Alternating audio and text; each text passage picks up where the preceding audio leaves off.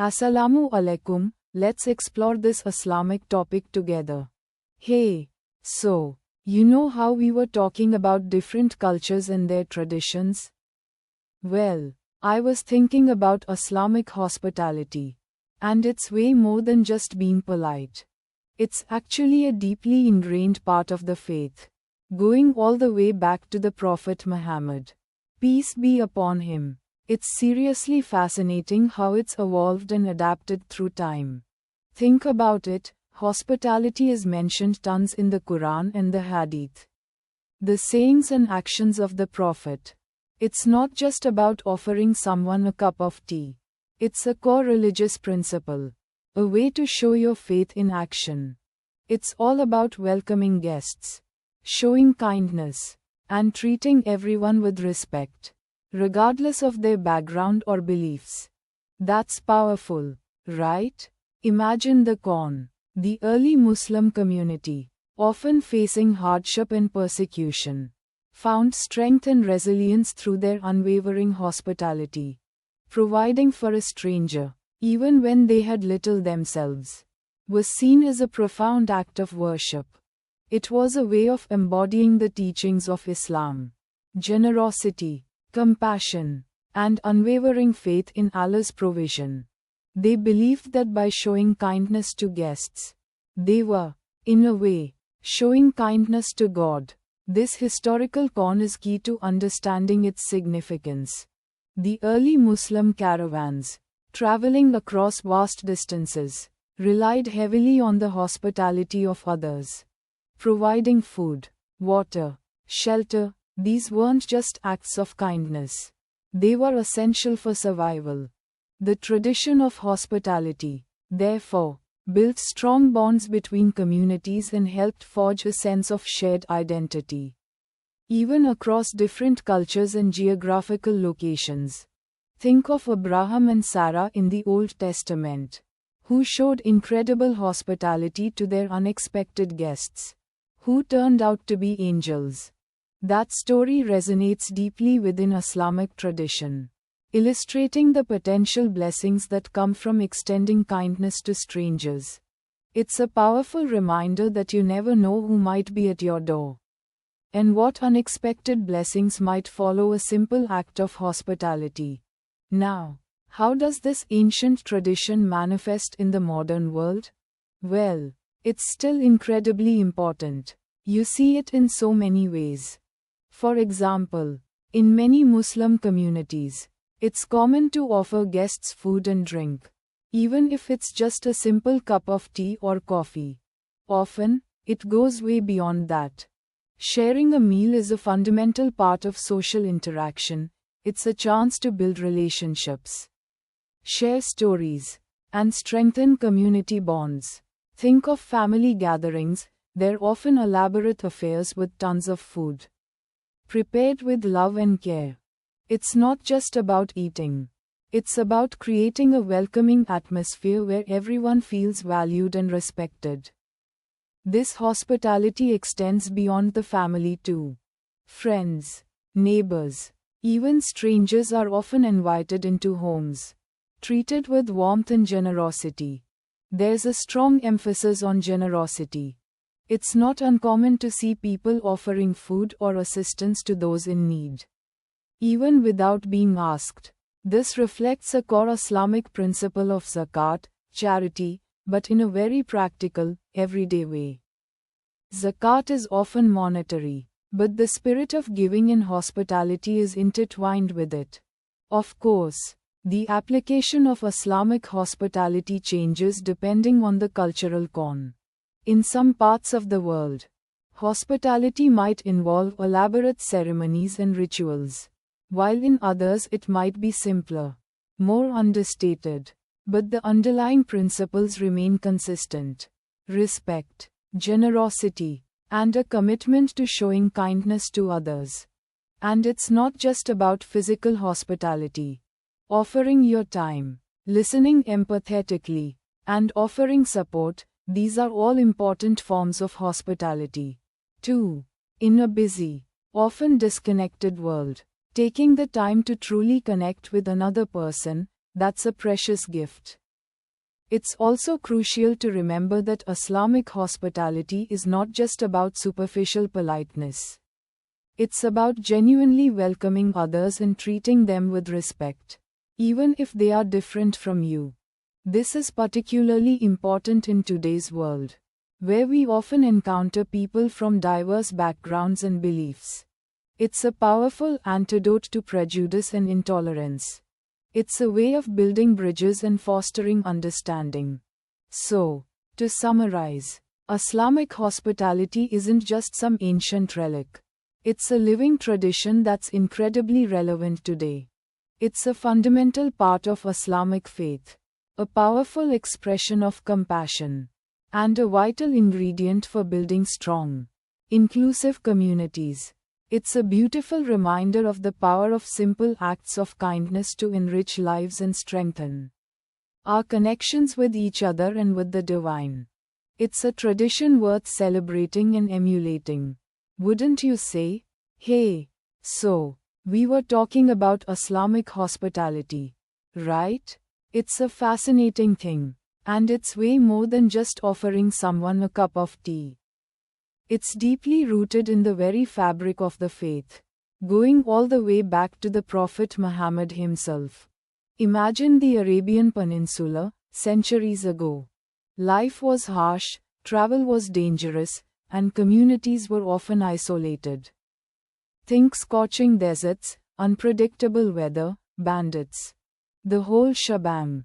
So, picture this. Someone, maybe a weary traveler, completely exhausted, maybe even injured, stumbles into a village. In that corn, offering shelter, food, water, that wasn't just a nice gesture. It was a matter of survival. And that's where the foundational principles of Islamic hospitality really took root. The Quran, the holy book of Islam, constantly emphasizes the importance of generosity, kindness, and welcoming guests. There are countless verses that speak about the virtue of feeding the hungry, helping the needy, and showing compassion to strangers. It's not just about religious obligation. It's about embodying the teachings of Islam through action. The Prophet Muhammad himself was famous for his incredible hospitality. Stories abound about him welcoming people into his home, regardless of their background or belief, sharing his meager meals, offering them comfort and safety. He didn't just offer physical hospitality. It was a holistic embrace, showing genuine care and concern. Think of it like this. In those times, hospitality wasn't just about politeness. It was about fulfilling a religious duty. It was a way of living out your faith, of embodying the core values of Islam. By welcoming a stranger, you weren't just helping that individual. You were participating in something much bigger, a sacred act of compassion and community building. They saw it as a direct connection to God, a way of earning blessings. Now, the specific traditions varied from region to region. Of course, in some areas, it might involve elaborate feasts, with the best food and finest fabrics being offered to guests. In others, it might be a more humble offering. But the spirit remained the same. The sincere desire to make the guest feel welcome, safe, and cared for. There was a strong emphasis on respect and honor, treating a guest as an esteemed individual, even if you knew nothing about them. And that, my friend, is the real magic of Islamic hospitality. Its core, it's about the genuine intention behind the act. It's not just about the outward show. It's about the inner feeling, the sincerity of welcome. Now, fast forward to today. Islamic hospitality is still incredibly important, but its application has naturally evolved. The modern world is a lot different from the Arabian Peninsula of centuries ago. We have hotels, restaurants, and global travel. But the underlying principles remain. Think about it. When Muslims host guests, you'll often see many of those same ancient traditions mirrored. even if in a slightly modified form. The emphasis on generosity is still there.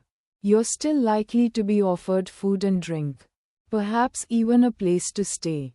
The desire to make the guest comfortable and feel valued hasn't changed. But modern applications might look a little different. It could be offering a ride to someone who needs it, or sharing your res with those less fortunate. It could be welcoming refugees and immigrants into your community, helping them settle and feel safe. It could even be as simple as offering a kind word or a listening ear to someone in need. The con may have changed, but the fundamental principles, generosity, compassion, and welcoming the stranger, have endured. The welcoming of a stranger, the sharing of a meal, the offering of safety and comfort, these aren't just historical anecdotes. They're living traditions. They are a reflection of a deep-rooted belief that every human being deserves kindness, respect, and a feeling of belonging. And that's why Islamic hospitality isn't just a historical concept. It's a living, breathing part of a faith that continues to influence the world today, shaping communities and individuals alike. It's about creating a world where everyone feels seen, heard, and valued. And that, in my opinion, is something worth celebrating and preserving. Okay, so we were talking about Islamic hospitality, right?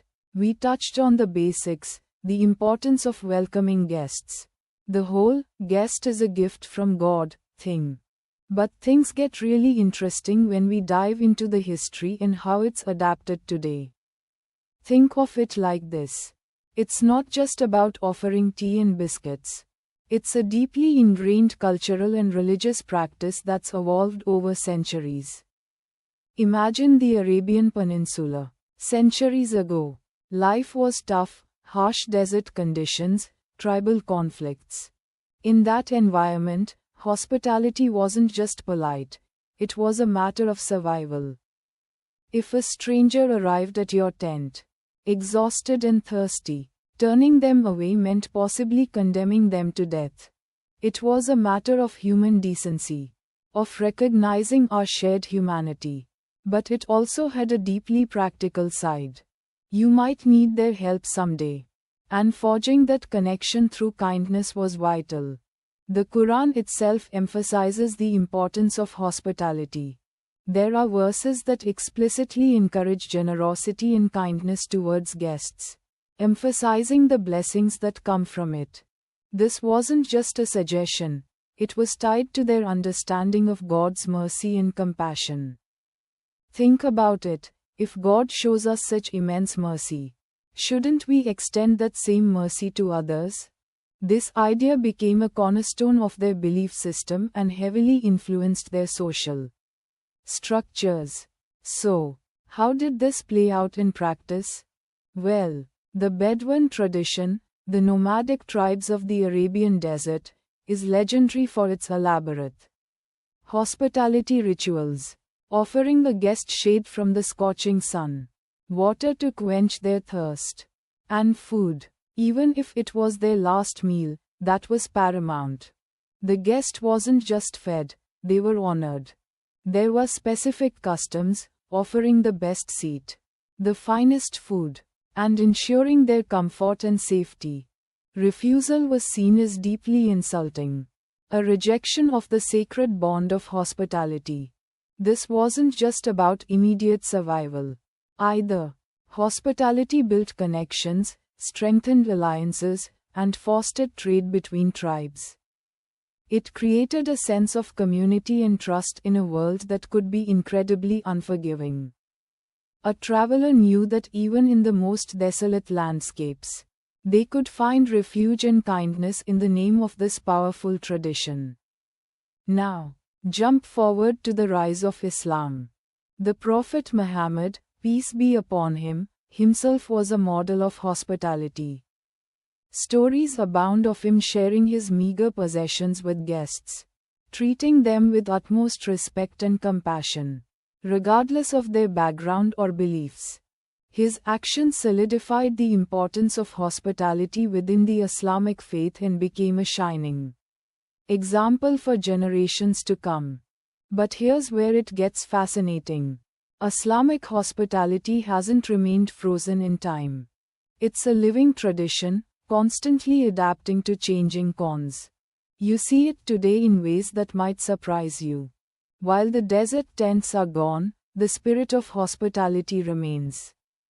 It's still about welcoming strangers, sharing what you have, even if it's just a cup of tea and a conversation. Think about the countless Muslim families worldwide who open their homes to travelers, providing food, shelter, and a warm welcome. Or consider the community initiatives, food banks organized by Muslim communities, acts of charity and support during times of need. These are all modern expressions of the same ancient principle: caring for others, extending compassion, and recognizing the inherent dignity of every human being. Even in bustling cities, you can find echoes of this tradition. The emphasis on family and community gatherings, the generosity shown during religious festivals like Eid, these are all extensions of this profound concept. The idea is that even the smallest act of kindness, the sharing of a meal, the offering of a helping hand, is a way of embodying the spirit of Islamic hospitality. Of course, it's not always perfect. Like any tradition, it's influenced by cultural cons, and individual interpretations vary. But the core principle remains, the belief that extending hospitality is not just a social norm, but a religious obligation, a reflection of our faith and a path to connecting with others. So, it's not just a historical curiosity. It's a vibrant, evolving tradition that continues to shape communities and individual lives. It's a powerful reminder that even in a world that often feels fragmented and divided, the simple act of welcoming a stranger can bridge divides and build connections, creating a more compassionate and humane world. And that's a pretty amazing legacy, don't you think? So, we've been talking about Islamic hospitality, right? From its deep roots in the Quran and the Prophet Muhammad's life, to how it plays out in modern Muslim communities around the world. It's been fascinating, hasn't it? How something so ancient feels so incredibly relevant today. As we near the end of our little exploration, I wanted to touch on how the whole presentation, let's call it that, wrapped up. It wasn't a grand, sweeping conclusion with fireworks and a marching band. More like a warm, comforting hug. If a hug could be a discussion about generosity and kindness. Remember how we talked about the Quranic emphasis on generosity and kindness? How it's not just about welcoming guests into your home, but genuinely caring for them? That idea was a central thread throughout. The presentation really hammered home the importance of karam, that Arabic word for generosity. It goes way beyond just offering food and a place to sleep. It's about showing compassion, understanding, and respect for the human dignity of every guest, regardless of their background or beliefs. We looked at some historical examples, didn't we? The stories from the early Muslim community. How the Prophet Muhammad himself exemplified this hospitality. How his companions followed suit. Think about those Bedouin tribes, known for their incredibly harsh environment, yet famed for their unwavering hospitality, offering water, shelter, even food, their most precious res, to a complete stranger, despite the hardships they themselves might be facing. That level of selfless generosity really struck me. It showed that hospitality wasn't a luxury, but a fundamental aspect of their faith and survival. And then we moved into the modern con. The presentation didn't shy away from acknowledging the challenges of the modern world. Globalization, urbanization, economic disparities, these things can definitely impact the practice of hospitality. But it also emphasized how the core principles of Karam can adapt and thrive in contemporary life. We talked about how it manifests in different ways now. It might not always be about having people over for a lavish feast, although that's still common and wonderful. Sometimes it's about simply offering a kind word, a listening ear, or practical help to someone in need. Think about community initiatives, charitable organizations run by Muslims, offering support to refugees, the homeless, or those facing hardship. That's Islamic hospitality in action, isn't it? The presenter really highlighted the global reach of this tradition, showcasing examples from all over the world. From the elaborate tea ceremonies in Morocco, to the sharing of meals during Ramadan across different cultures, to the simple act of offering a stranger directions or a ride. It's a universal language, transcending cultural differences and political boundaries. It emphasized that hospitality, in its essence, is a bridge builder, connecting people through shared humanity. Towards the end, there was a discussion about how we, as individuals, can actively cultivate this spirit of hospitality in our own lives. It wasn't preachy, more like a gentle nudge. It was all about making conscious choices to be more welcoming, more generous, and more empathetic in our daily interactions. Small gestures, like offering a smile, making space for someone on public transport, or simply being mindful of the needs of those around us, these things were presented not as burdens, but as opportunities to enrich our own lives, as well as the lives of others. The final message, if I had to sum it up, wasn't just about upholding an ancient tradition. It was about recognizing the profound and timeless power of kindness, empathy and generosity, and how deeply rooted within the Islamic faith. It was a reminder that hospitality isn't just a religious obligation.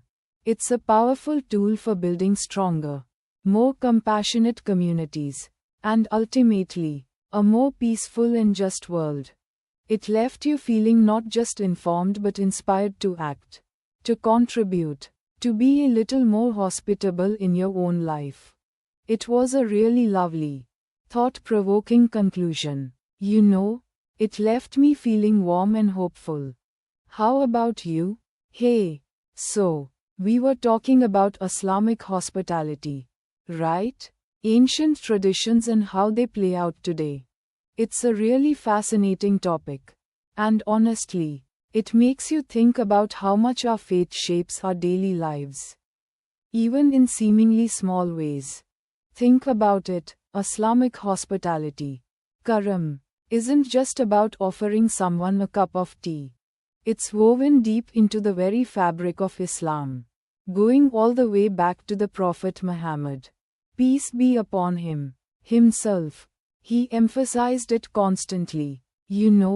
It's not just a nice thing to do. It's a spiritual practice. Remember those stories from the Quran and the Hadith? The way the Prophet, peace be upon him, treated guests. It wasn't just about providing food and shelter. It was about genuine warmth, respect, and showing them they were truly welcome. He'd even share his last morsel of food if a guest arrived, showing the ultimate generosity. That level of selflessness really sets the tone, doesn't it? It teaches us that hospitality isn't about showing off or impressing people. It's about serving others from the heart. And it's not limited to just Muslims. The emphasis is on showing kindness and generosity to everyone, regardless of their faith or background. This is crucial because it directly reflects the core principles of Islam: compassion, justice, and the dignity of all human beings. Think about how the Prophet, peace be upon him, interacted with different communities, even those who initially opposed him. He always strived to build bridges and show kindness. And hospitality was a key part of that. So, what does all this mean for Muslims today? Well, for starters, it challenges us to reconsider what hospitality truly means. In our busy modern lives, it's easy to get caught up in our schedules and routines. We might offer a quick cup of coffee and a rushed conversation, and think we've fulfilled our obligation. But the spirit of Karam goes far beyond that. It calls us to be present, to truly connect with the person we're hosting, and to make them feel comfortable and valued. Think about the practical applications. It could mean inviting a lonely neighbor over for dinner, offering help to someone struggling with a task, or simply lending a listening ear to someone who needs to vent. In today's world, with all the challenges and divisions, extending hospitality is a powerful way to build community and combat isolation. It's a way of promoting understanding and empathy. And it's not just about the grand gestures. Small acts of kindness, like offering a seat on the bus to an elderly person or helping someone carry their groceries, are all expressions of Karam. These seemingly insignificant acts can have a profound impact on both the giver and the receiver. They remind us of our shared humanity and foster a sense of belonging. Furthermore, it encourages us to think beyond our immediate circles. In a globalized world, the concept of hospitality expands to include supporting refugees and migrants, standing up for the marginalized and vulnerable, and being open to diverse cultures and perspectives. It challenges us to be actively involved in creating a more just and compassionate world. Think of the traditional Bedouin hospitality. For example, that unwavering generosity, the emphasis on sharing res and ensuring the safety of travelers, those are timeless principles. While the desert landscape and the specific traditions might differ from our urban settings, the underlying spirit of welcome and generosity remains just as relevant. We can adapt the principles to our modern showing hospitality in ways that are relevant and meaningful in our own lives and communities. Now, aren't about creating a burden or feeling pressured to always be on and hosting people. It's about being mindful of our interactions and striving to live in a spirit of generosity and compassion. It's about understanding the weight of the tradition and consciously striving to embody its spirit in our everyday actions. Sometimes, simple acts of kindness are the most impactful forms of hospitality. Ultimately, Islamic hospitality, Karam, teaches Muslims today to cultivate empathy, build bridges, and foster genuine connection, and it shows us that these seemingly simple acts of kindness have the power to make a real difference in our communities and the world around us. It's a reminder that true wealth isn't measured in material possessions, but in the richness of our relationships and our commitment to serving others. And that's a lesson that transcends time and cultures. What do you think? Goodbye. May Allah bless us all. That's our discussion for today.